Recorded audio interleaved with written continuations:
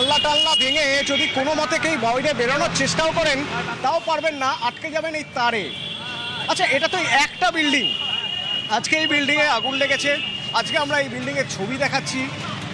আসুন না আশপাশের আরও দু একটা হোটেল দেখে নেওয়া যাক। এমন হোটেলও আছে জানেন, এই যে আপনি ঢুকছেন, ঢোকার পরে দেখবেন আরে ফায়ার এক্সিট লেখা আছে, দারুণ ব্যাপার। দরজা খুলে দেখবেন আসলে ওটা একটা হল ঘরের দরজা, ওটা বেরোনোর রাস্তা না। সেখানটাতে উপরে লেখা আছে ফায়ার এক্সিট, মানে আপনাকে বোকা বানানোর চেষ্টা হচ্ছে।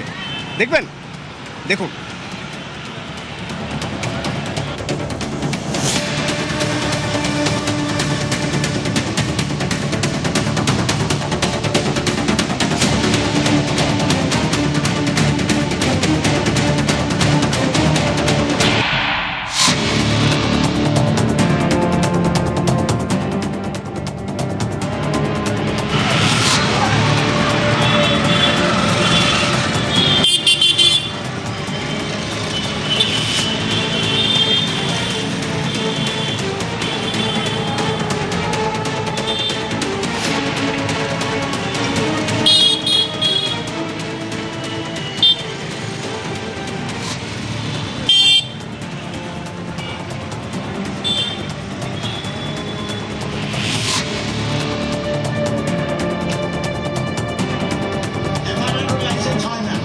ওদের সিডি আছে, আমরা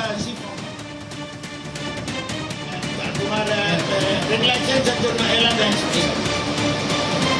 500-600 টাকায় এসি রুম দিচ্ছে, আমরা দিতে পারবো? আমাদের লিগাল আছে, প্রসেস আছে, খরচা আছে। এফআরআর লাইসেন্স হয় না, ওদের সিডি আছে, আমরা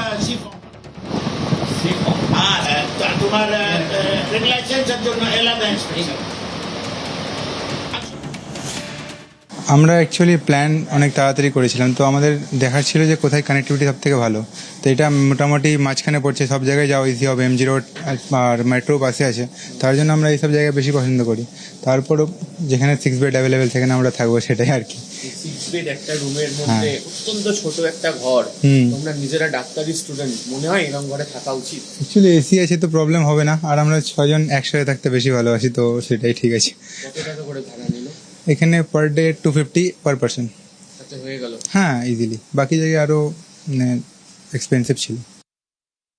पहले तो ये सेंट्रल लोकेशन पे था, यहाँ से मेट्रो नज़दीक है और हम लोग को जो जो पॉइंट्स पे घूमना था वो सब भी नज़दीक था यहाँ से, और कॉस्ट फ्रेंडली भी था, इसीलिए हम लोग यहाँ होटल लिया।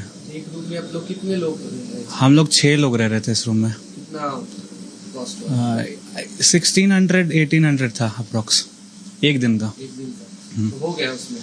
हाँ, चूँकि डिवाइडेड बाई अगर 6 होगा तो कॉस्ट फ्रेंडली हो गया हमारे लिए। एसी भी था, लोकेशन भी अच्छा था हमारा, इसीलिए। ওখানে লাইসেন্সের খরচা নেই, এর একটা ফায়ার লাইসেন্স নিতে গেলে খরচা আছে। খরচা আছে মানে আপনাকে সব ঠিক রাখতে হবে, মেশিন ঠিক রাখতে, পাম্প ঠিক রাখতে হবে, জল রাখতে হবে, যে ফায়ার হলে ওটা এক্সটিংগুইশ করার জন্য প্রত্যেকটা ফ্লোরে 10টা-12টা করে ফায়ার এক্সটিংগুইশার আছে। ওরা 300-400 টাকাও রুম দিতে পারে। এমন খারাপ কাল গেলেও লোক কাস্টমার নেই, যে কোনো রেটে লাগিয়ে দিচ্ছে। কেন, ওরা তো যেমন আপনার থেকে যদি লিজে নিয়েছে, লিজের পয়সা তো মারা যাবে, তো যা তা করে ওরা চালায়। লাইসেন্স আছে কি না ওটা কোনো অসুবিধা নেই ওদের। এই আগুন লাগলো, স্কেপ রুট ছিল না।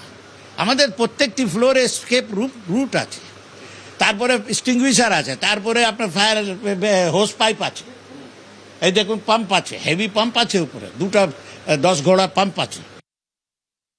মির্জা গালিব স্ট্রিটের হোটেল কেন পছন্দ করেন অনেকে, তার নানা ধরনের কারণ রয়েছে। যেমন আমি যে ঘরটাতে রয়েছি, এখানে 6টা বেড রয়েছে এবং আমার সঙ্গে যারা রয়েছেন তারা প্রত্যেকেই হচ্ছে ডাক্তারি পড়ুয়া, এমস পাটনাতে পড়েন এবং তারা কয়েকদিন কলকাতাতে বেড়াতে সেখানে থেকেছিলেন। 6 জন যে রুমে থেকেছেন পার হেড ভাড়া পড়েছে মাত্র 250 টাকা করে, ফলে বাজেট ফ্রেন্ডলি বা পকেট ফ্রেন্ডলি, সে কারণেই তারা বেছে নিয়েছেন। কিন্তু ঘরের যে অবস্থা সেটা যদি আপনারা দেখেন তাহলে এটি থাকার উপযুক্ত বলে অনেকেই মনে করবেন না। তার কারণ হচ্ছে ঘর অত্যন্ত সংকীর্ণ, ছোট, জানলার যা অবস্থা সেখানে কোনো বিপদ ঘটলে বেরিয়ে যাওয়ার মতো কোনো জায়গা নেই এবং অত্যন্ত সংকীর্ণ একটি জায়গার মধ্যে থাকতে হচ্ছে। যদিও এই ঘরটি এসি রয়েছে এখানে দেখতে পাওয়া যাচ্ছে, কিন্তু সেই এসি ঘরেও যদি কোনো ধরনের এসি থেকে যদি কোনো বিপদ আসে তো এখান থেকে বেরিয়ে যাওয়ার কোনো রাস্তাও নেই। এবার বেরিয়ে কোথায় যাবেন সেটাও আমি আপনাদেরকে দেখাচ্ছি। তাদের ঘর থেকে আপনারা বাইরে বেরিয়ে আসলেন, এই হোটেলের লবি বা করিডোর, আমি যেখানে দাঁড়িয়ে রয়েছি ওই দেখুন কি লেখা রয়েছে, এমার্জেন্সি এক্সিট, আপৎকালীন বাইরে যাওয়ার রাস্তা। আসুন দেখা যাক। এই দেখুন লেখা রয়েছে এমার্জেন্সি এক্সিট, আপৎকালীন বাইরে যাওয়ার রাস্তা। এই হচ্ছে আপৎকালীন বাইরে যাওয়ার রাস্তার অবস্থা। এই দেখুন দরজা একটা বন্ধ করে রাখা রয়েছে, দেখুন তালা দেওয়া রয়েছে। এই চাবি কার কাছে রয়েছে, কিভাবে মানুষ বিপদের সময় পালাবেন এমার্জেন্সি এক্সিট দিয়ে, বোঝার মতো কোনো জায়গায় নেই। এটাই হচ্ছে বাস্তব ছবি এই মির্জা গালিব স্ট্রিট, ফির স্কুল স্ট্রিটের মতো একাধিক জায়গার হোটেলের। ক্যামেরা অসিত দাসের সাথে আবির ঘোষাল, নিউজ 18 বাংলা, কলকাতা। সবাই বলছে যে বাইরে থেকে তো বোঝার উপায় নেই ভিতরে কেমন সবকিছু ঠিকঠাক ছিল কিনা, বাইরে থেকেও বোঝা যায় জানেন তো, যদি আমরা ঠিকমতো দেখার চেষ্টা করি। দেখুন না, আমি আপনাকে দেখাচ্ছি, এই বিল্ডিংটার ফার্স্ট ফ্লোর থেকে শুরু হচ্ছে হোটেল। এই এক একটা হোটেলের ধরে নিন একটা রুমে যদি একটা এসি থাকে, এবার ভালো করে দেখুন তো, এটা কি একটা রুম? তাহলে পুরো জানলা জুড়ে দুটো এসি কিভাবে? তার ঠিক উপরের ফ্লোরে দেখুন পরপর 3টে এসি, অর্থাৎ মাঝখানে পার্টিশন করে করে করে করে পায়রার খুপড়ির মতো ছোট ঘর তৈরি করা হয়েছে। এখন আর উপরে ওঠার উপায় নেই, কিন্তু যদি ওঠা যেত তাহলে দেখা যেত কীরকম জানেন? আমরা আপনাদের দেখাচ্ছি, দেখুন গ্রাফিক্যালি। এই হচ্ছে রুমের সাইজ, এক একটা রুম ঠিক এইরকম ছোট ছোট রুম, তাতেই 3 জন 4 জন 6 জন তারা থেকে গেছেন, সেই মতো ভাড়া গুনেছেন। এসি আছে, এসি রুম, গিজার চলছে, আর কি চাই? কিন্তু হোটেল যে বানানো হয়েছে, এতগুলো হোটেল একটা বিল্ডিংয়ে কীভাবে সম্ভব হয়েছে? লাইসেন্স কোথা থেকে এলো? ট্রেড লাইসেন্স কোথা থেকে এলো? কে দিল ট্রেড লাইসেন্স? এভাবে সম্ভব একটা বিল্ডিংয়ে ঠিক এরকম ছোট ছোট পায়রার খুপড়ির মতো ঘর করে হোটেল চালানো, এতগুলো হোটেল, তাও তার সঙ্গে সেখানে আবার রেসিডেন্সিয়াল আছে, অর্থাৎ থাকার জন্য যার বাড়ি যিনি ভাড়া নিয়েছেন বা যিনি এই বাড়ির মালিক তিনিও থাকছেন একটা দিকে, আর একটা দিকে একসঙ্গে এতগুলো হোটেল। ট্রেড লাইসেন্স কোথা থেকে আসে? কিভাবে পাওয়া যায় এই ট্রেড লাইসেন্স? প্রশ্ন তুলছেন মন্ত্রীও। আমরা খুব দ্রুত স্পটে আসতে পেরেছি বলেই 80 জনকে রেস্কিউ করতে পেরেছি। প্রত্যেকটা রুমের যেরকম অবস্থা, সব লোক মারা যেত, সবাই। আপনারা কোনো এফআইআর করছেন? নিশ্চয়ই হবে, পুলিশ করছে, আমরা করছি। তদন্ত কমিটি গঠন নিশ্চয়ই হবে। সমস্ত হোটেল এবার পরিদর্শন করা হবে, কারা এর পিছনে যুক্ত, কারা এই হোটেলের পারমিট দিয়েছে, ট্রেড লাইসেন্স দিয়েছে, পূর্বতন সরকারের কারা কারা দায়ী, সব দেখা হবে। সত্যিই তো আরও প্রশ্ন উঠবে আসলে ভালো করে দেখলে, যেগুলো হয়তো আমরা এতদিন ঠিক আছে যেমন থাক না বলে চালিয়েছি। যখন বিপদ হয় তখন বোঝা যায় যে এই বিপদ কতটা আগে থেকে আমরা দেখলেই বুঝতে পারতাম, অথচ কখনো দেখার চেষ্টা করিনি বা হয়তো বোঝার চেষ্টা করিনি। আবার দেখাচ্ছি, দেখুন এই যে এসিগুলো একদম উপরে, যেখানে আগুন লেগেছে তার উপরে ফ্লোর, ওইটুকু জায়গার মধ্যে 3টে এসি পরপর গায়ে গায়ে ইউনিটগুলো রয়েছে, এসির ইউনিটগুলো। এভাবে এসির ইউনিট লাগানো যায় গায়ে গায়ে? আসলে ছোট ঘর তো, পার্টিশন করা, প্রত্যেকটা রুমে তো এসি চাই, তাই এসি লাগানো হয়েছে, কিন্তু এইভাবে একেবারে গায়ে গায়ে। বিপদ তো ওঁত পেতে বসে আছে জানলায়।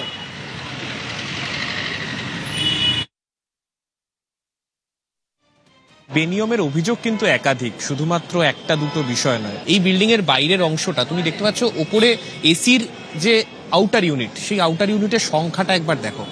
যদি সঠিকভাবে নিয়ম না মেনে, যেটা আবাসিকরা অভিযোগ তুলছেন, যদি এই রকম একটা কনস্ট্রাকশন হয় যেখানে ইলেকট্রিকের এত লোড, সেই রকম জায়গায় স্বাভাবিকভাবেই কোনো রকম এদিক ওদিক হলে সেখানে শর্ট সার্কিটের আশঙ্কা থাকবে, সেটা খুব স্বাভাবিক। এবং এক্ষেত্রেও যেটা বলা হচ্ছে, শর্ট সার্কিটের কারণেই এইটা হয়েছে।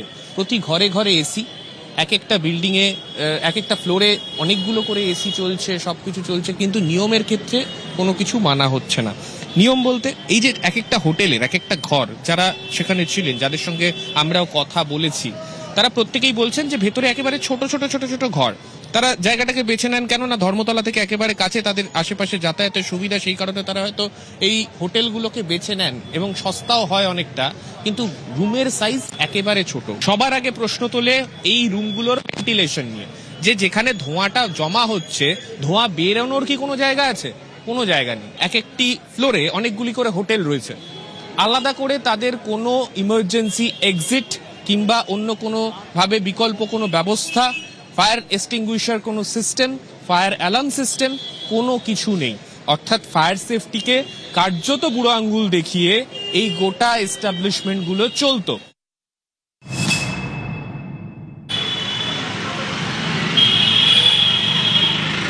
একের পর এক বেনিয়ম সব ধরা পড়ছে।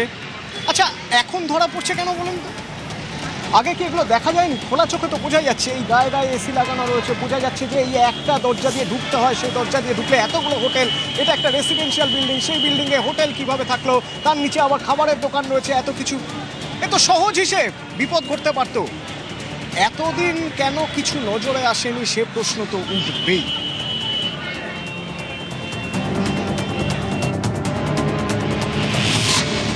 রাত 1টার কিছু সময় পরে আগুন লেগেছিল এই বিল্ডিং এ। আর যখন এই অগ্নিকাণ্ডের ঘটনা ঘটে, তারপর এখান থেকে আমি একবার দেখাবো দমকলকে খবর দেওয়ার পর দমকলের আসার ক্ষেত্রে কতটা সুবিধা এই জায়গাটাতে। অন্তত এই জায়গা থেকে মাত্র একটা বিল্ডিং, এই মাঝে হোটেলের সঙ্গে দমকলের অফিসের মাঝে মাত্র একটা বিল্ডিং, তারপরেই দমকলের এইখানকার কার্যালয়, যেখানে আমরা দেখতে পাচ্ছি এত বড় একটি দমকলের অফিস রয়েছে, যেখানে দমকলের এতগুলি ইঞ্জিন সবসময় থাকে।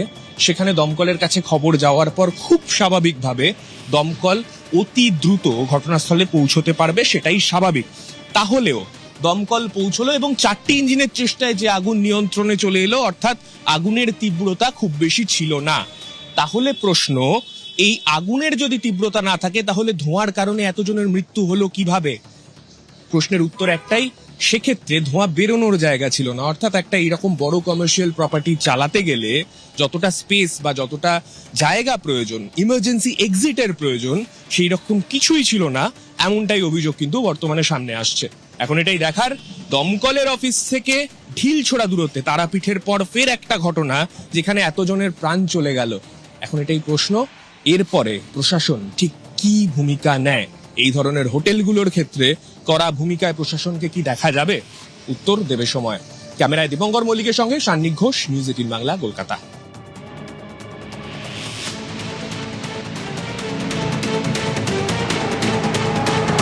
পূর্বতন সরকার কি করেছে? পূর্বতন মন্ত্রী যিনি আমার জায়গায় ছিলেন তিনি কি করেছেন? তিনি তো মেয়রও ছিলেন। কি করে ট্রেড লাইসেন্স দেওয়া হলো? কি করে ফায়ার লাইসেন্স দেওয়া হলো? কোনো জলের যে হোটেলসের ব্যবস্থা থাকে সে ব্যবস্থা নেই। এমনকি এরকমও শোনা যাচ্ছে যে পিছন দিকে একটা এক্সিট ছিল, সেখানে একটা বিল্ডিং খাড়া করে দিয়েছে। এই রকম বিল্ডিং আরো আছে। এইরকম একটা পরিস্থিতি দেখা যাচ্ছে, ছোট ছোট জানালা, ফায়ার সিস্টেম রয়েছে কিনা প্রশ্ন। ভাবুন আগের সরকার কিভাবে কাজ করেছে, ভাবুন নতুন সরকার আমলে এগুলো হবে না। হোটেল খুলতে লাইসেন্স লাগবে, ফায়ার লাইসেন্স লাগবে। এই লাইসেন্সগুলো আসবে কোথা থেকে? কর্তৃপক্ষ দেবে। আচ্ছা, দীর্ঘদিন ধরে কলকাতায় মেয়র হিসেবে কাজ করেছেন ফিরহাদ হাকিম। ফিরহাদ হাকিম কি বলছেন শুনুন। দোষ দেওয়া, দোষ করা, আমি দিল্লির সরকারকে দোষ দেবো, বিজেপি আমাকে দোষ দেবে, এই দোষ দেওয়া নিয়ে আবার এক বছর বাদে আবার আমরা বিজেপির বিরুদ্ধে বলবো, এটাতে সমস্যার সমাধান হবে না। এটা হচ্ছে পলিটিক্স। যখন আমৃতে অতগুলো মানুষ মারা গেল, আমরা কারোর উপর দায় ফায়ে চাপাইনি। তার আগে স্টিফেন কোর্টে আমরা যখন অপোজিশনে ছিলাম অতগুলো লোক মারা গেল। এটা একটা অল ইন্ডিয়া বেসে একটা এসওবি থাকা উচিত। আর ট্রেড লাইসেন্স এখন অনলাইনে যে কেউ ট্রেড লাইসেন্স পেতে পারে। ট্রেড লাইসেন্স পাওয়া মানেই যে তার ইলিগাল করার অধিকার এসে গেল তা নয় কিন্তু। সুতরাং এই দোষ চাপানো নিয়ে মানুষের জীবন বাঁচানো যাবে না। জীবন বাঁচাতে গেলে এই সরকারি একটা এসওপি তৈরি করুক, যেটার বেসিসে যাতে এরকম ঘটনা না ঘটে দেখার জন্য। এই যে বারবার দেখাচ্ছি আপনাদের যে এরকম তারের জঙ্গল হয়ে রয়েছে, যে তারগুলো থেকে বিপদ ঘটতে পারে যে কোনো দিন। এই যে গায়ে গায়ে এসি লাগানো রয়েছে, বিপদ হতে পারে না? পাশেই দমকলের অফিস, কেউ কখনো জানাননি? আচ্ছা, রাস্তা দিয়ে যারা যাওয়া আসা করছেন তাদের না হয় দায় নেই, কিন্তু যারা এখানে থাকেন, আশপাশে যাদের দোকান রয়েছে, তাদের তো ভয় করাই স্বাভাবিক, তাই না? তো তারা অভিযোগ করেননি এতদিন? তাদের সঙ্গেও কথা বলেছিলাম, শুনুন তারা কি বলছেন। कुछ नहीं है, फायर एक्जिट कुछ नहीं है, कुछ है ही नहीं तो कहाँ से बचेगा? We don't have anything in the building. Hotel वाले कुछ करना नहीं मांगते हैं। मेरा रेसिडेंस है इधर दीदी, मैं रहती ही यहाँ पे हूँ। यहाँ पे तो बहुत सारा होटल भी है, सबका परिस्थिति एक ही है।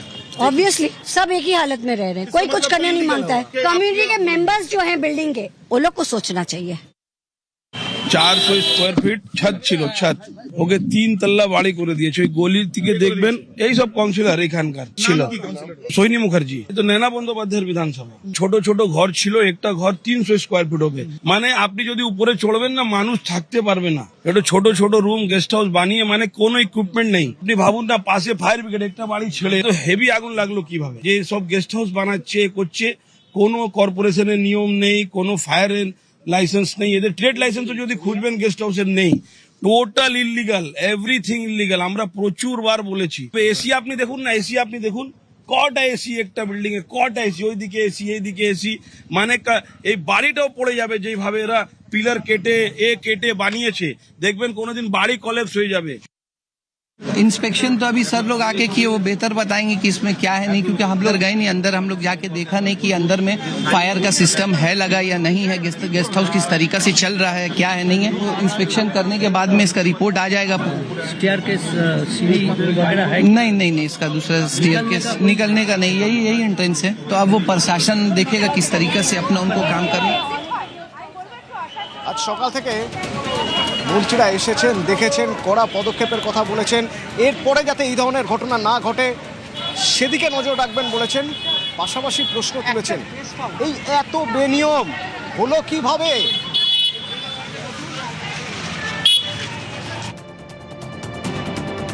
একটা এসি চালানোর কথা 10টা এসি চালাচ্ছে। সিএসসি কি করে পারমিশন দিয়েছে?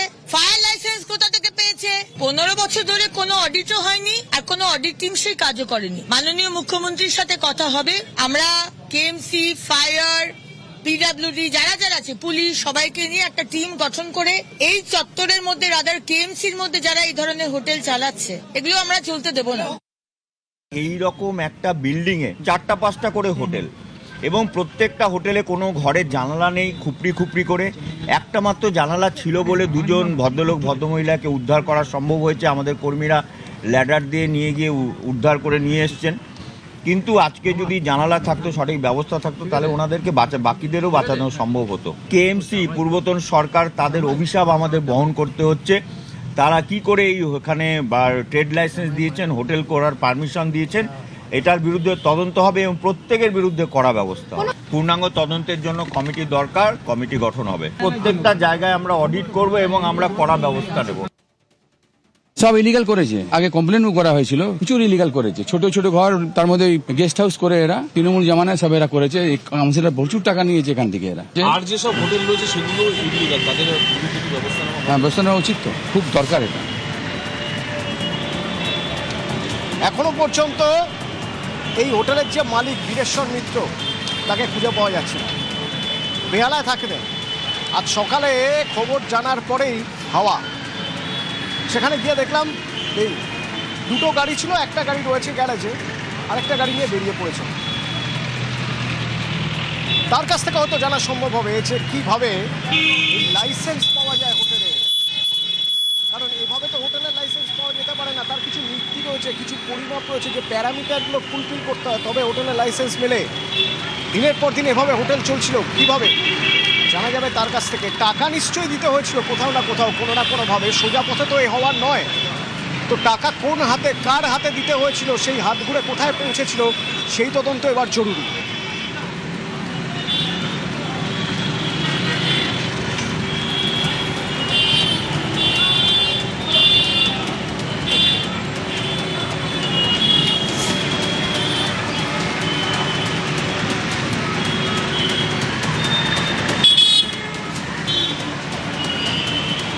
তদন্ত তো হবেই, আর তদন্তের জন্য ইতিমধ্যেই সিট গঠন করা হয়েছে।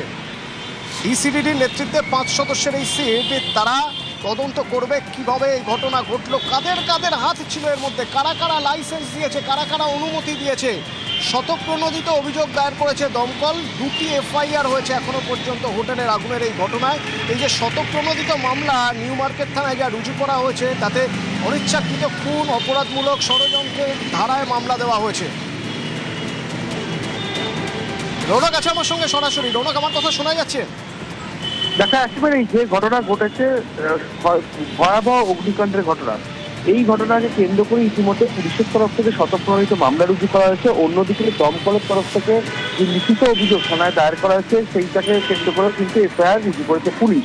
তবে জানিয়ে রাখবো, মূলত 105 বিএনএস অর্থাৎ অনিচ্ছাকৃত খুন, 61 বিএনএস অর্থাৎ অপরাধমূলক ষড়যন্ত্র এবং 3+5 বিএনএস অর্থাৎ সমবেতভাবে অপরাধ, এছাড়াও একাধিক ধারায় ইতিমধ্যে মামলা রুজু করা হয়েছে। এবং যে বিষয়টি সিটের নেতৃত্বে সিট গঠন করে দেখা হচ্ছে যে আদতে কার মদতে এই হোটেল দীর্ঘদিন চলতো, কারণ এত বড় একটা হোটেল শহর কলকাতার বুকে এখনো পর্যন্ত যে প্রাথমিক অনুমান তদন্ত যে তাদের কিন্তু সেই অর্থে কোনোভাবে যথাযথ অগ্নিনির্বাপক ব্যবস্থা ছিল না, তার থেকে গুরুত্বপূর্ণ কোনো ফায়ার এক্সিট ছিল না।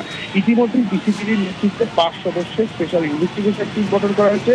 মালিকের খুব বিভিন্ন জায়গায় তল্লাশি অভিযান চালানো হচ্ছে এবং তুমি জানো হোটেলের ম্যানেজার এবং একজন কর্মী তাদেরকে আটক করে জিজ্ঞাসাবাদ করা হচ্ছে আদতে এই হোটেলের মালিক তিনি তখন কোথায় ছিল, যখন এই আগুন লাগে আবাসিকদের দায়িত্ব কিন্তু হোটেল কর্তৃপক্ষই, সেই জায়গায় দাঁড়িয়ে আদৌ কি তাদেরকে অবগত করে বেরোনোর কোনো বন্দোবস্ত করেছিল বা ফায়ার যে কোনো এক্সিট ছিল না সেটা কি আগে থেকে তারা জানতো?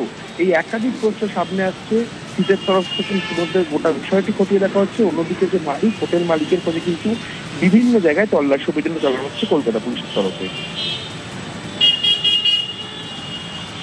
আমরা এসআইটি করছি, এসআইটি গঠিত করা হচ্ছে, 5 মেম্বার হবে, ডিসিডিডি হেড করবেন এবং আমাদের একটা সিউমোটো কেসও করা হচ্ছে, ফায়ার কমপ্লেন দিচ্ছে। প্রিলিমিনারি আমাদের যত ক্রিমিনাল অ্যাঙ্গেল আছে, কিভাবে হয়েছে, যত ডেথ হয়েছে সেটা নিয়ে অলরেডি আমাদের ডিডির হোমিসাইড টিম পুরো টেক আপ করে নিয়েছে, ওরা স্টাডি করছে। তারা কি বাংলাদেশি নাগরিক? ভিতর থেকে আমরা 3-4টে বাংলাদেশি পাসপোর্ট পেয়েছি, তাদের দিয়ে আমরা ক্রস ভেরিফিকেশন আমাদের চলছে কি ওরাই ভিকটিম কি নয়।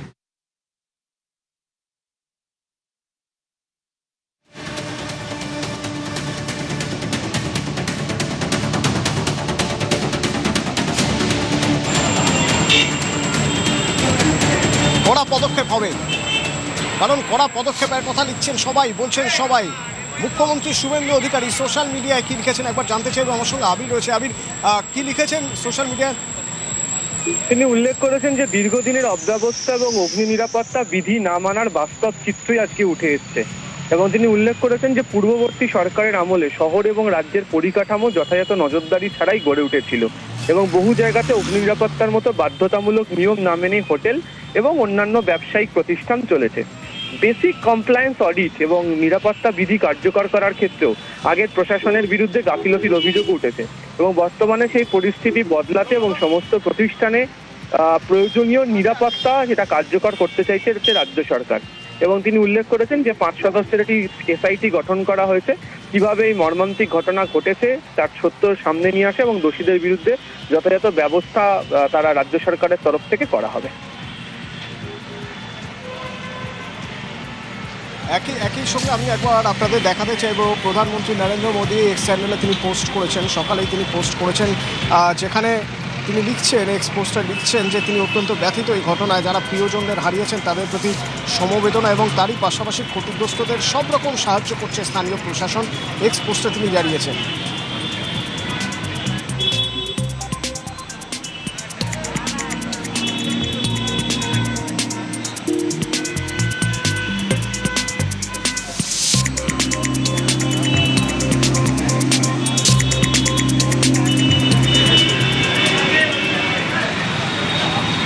সবাই যেখানে থাকতে এসেছিলেন তা নয়, যাদের গতকাল যারা মারা গিয়েছেন তাদের মধ্যে একজন এমনও ছিলেন মাত্র 19 বছর বয়স, কাজ করতে এসেছিলেন ঝাড়খণ্ড থেকে, সন্দীপ পাসওয়ান।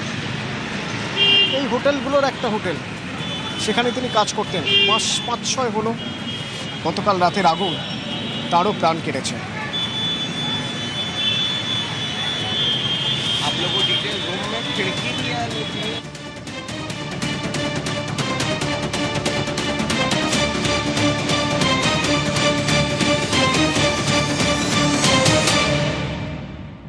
মারা গেছে কি? আমার ভাইপো ছিল, কি নামটা?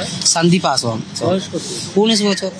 আমি 5টার সময় খবর পেয়েছি কি ফ্রিজটা ফেটে গেছে, ফ্রিজটি ফেটে গেলে কি করে আগুন লাগলো সব আমি ঠিক মতো বলতে পারছি না। তো 5-6 মাস কাজ করতো। মালিকদের সঙ্গে কথা হয়েছে? মালিকের সঙ্গে কোনো যোগাযোগ হয়নি এখন, না এখন কোনো যোগাযোগ হয়নি, ওখানে কোনো ফায়ার ফাইটিং সিস্টেম ছিল? না কোনো সিস্টেম ছিল ঝাড়খণ্ড। ভাবুন একবার, কাল পর্যন্ত এটা পুরো জমজমাট ছিল, এতগুলো হোটেল, প্রায় সব রুমই ভর্তি। ভিন রাজ্য থেকে অনেকে এসেছেন, ভিন দেশ থেকে এসেছেন, তারা ছিলেন যেমন ওড়িশা থেকে এক দম্পতি এসেছিলেন, সাহু দম্পতি। তারা বলছিলেন যে এখান থেকে বেরোনোর তো কোনো রাস্তা নেই, এই রাস্তাটা ছাড়া আর নামার ওঠার আর কোনো রাস্তা তারা দেখেননি। ভিতরে ফায়ার সেফটি, শুনুন একবার ওদের কথা। कल रात को हम तो खाना पीने की सोया था, 12:30 चिल्लाया, वो जो चिल्लाया मैं नहीं ये उठा। तापर हमारा बेटा है, बेटा कबाट को जोर जोर की गोईठा माइला परे हेटू तापर आम उठिलु, उठला कबाट खोल धुआं और निश्वास नहीं हेलानी। धुआं की वजह से ही सबका मौत? हाँ, धुआं का वजह, निया के ऊँटू नहीं पोड़ा, धुआं का वजह, ऑक्सीजन नहीं पाया। होटल वाले कहाँ थे तब? वो फरार। उस समय भी आप लोगों ने नहीं देखा? नहीं हम नहीं देखा। हम संध्या बेले देखा, राति 10 को देखा, वो मैनेजर को कथा हुआ, वो टाइम नहीं था। আগুন 2:30-3টের দিকে মতন লেগেছে। ধোঁয়ার সাথে সাথে মানুষ চিৎকার চেঁচামেচি করতেছে, তখন আমরা বাইরে চলে আসি। फायर की सिर्फ कुछ नहीं है, होटल वाले कुछ करना नहीं मांगते हैं। সব ইলিগাল করেছে, আগে কমপ্লেনও করা হয়েছিল।